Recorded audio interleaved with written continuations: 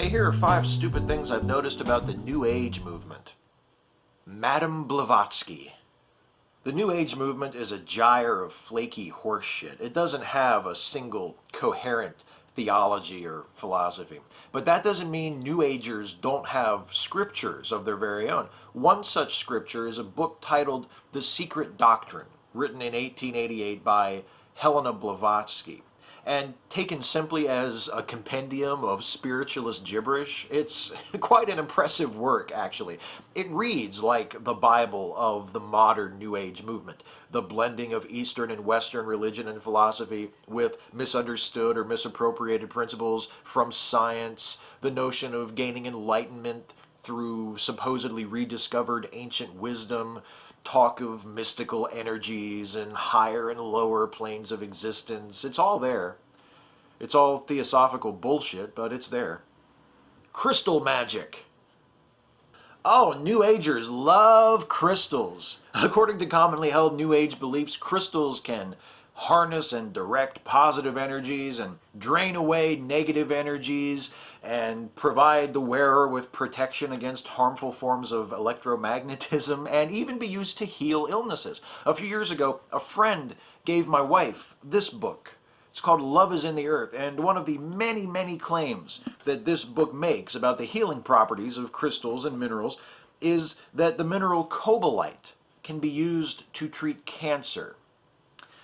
Of course, technically, it doesn't say that cobalite can be used to treat cancer successfully, just that it can be used to treat cancer. So, technically, I guess it's not a demented, scientifically exploded, irresponsible lie. Funny thing about this book, there are no references anywhere to any of its claims. No sources at all. Not even to the blurb on the back cover. It says on the back cover, said to be, quote, the most comprehensive volume addressing the metaphysical properties of the mineral kingdom. No attribution for the quote. I wonder who said that.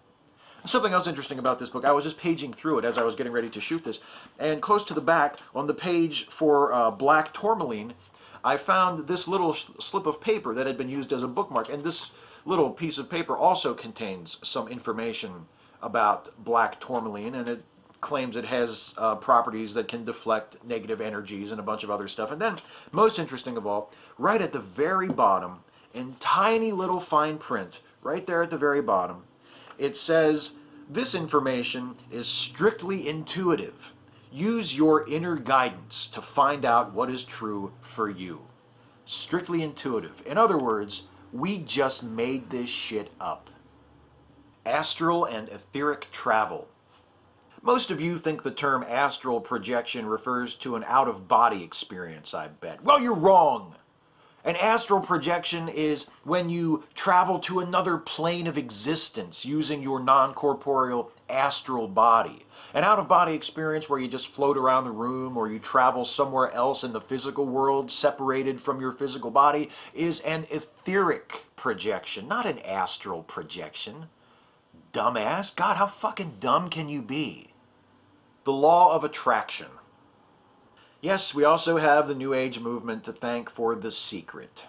This is the idea that the universe somehow responds to our thoughts, that positive thoughts will create positive circumstances in our lives, while negative thoughts will create negative circumstances. Like so much else that is New Age, the law of attraction was popularized by disciples of Madame Blavatsky, the author of The Secret Doctrine. And like so much else that is New Age, the law of attraction is preposterous bunk. And in addition to being just preposterous bunk, it also has some very horrifying implications if you think about it for a bit. If this is really the way life works, if our thoughts determine our reality, then the sick and the destitute are ultimately responsible for their own suffering, no matter how blameless they may appear to be to us, while the rich and successful are ultimately completely deserving of all of their rewards, no matter how unscrupulously they have pursued those ends. Do Republicans like the law of attraction? Because it seems right up their alley. The Age of Aquarius. Perhaps no idea is more associated in the popular imagination with the New Age movement, that great Pacific garbage patch of our culture, than the Age of Aquarius, which begins when the position of the sun at the time of the vernal equinox moves from in front of Pisces to in front of Aquarius. Astronomically speaking, this won't happen for about another 600 years. But New Agers don't reckon by astronomy, and besides, there's no reason at all for an astronomer or anyone else with a scrap of good sense to give half a fuck about when the Age of Aquarius begins. To New Agers, those who lack said scrap of good sense, the Age of Aquarius represents an era of enlightenment and transformation and spiritual awakening, that it isn't based on anything with even the remotest actual relevance to human life doesn't seem to bother them. The hardest part is only picking 5. Catch you next time.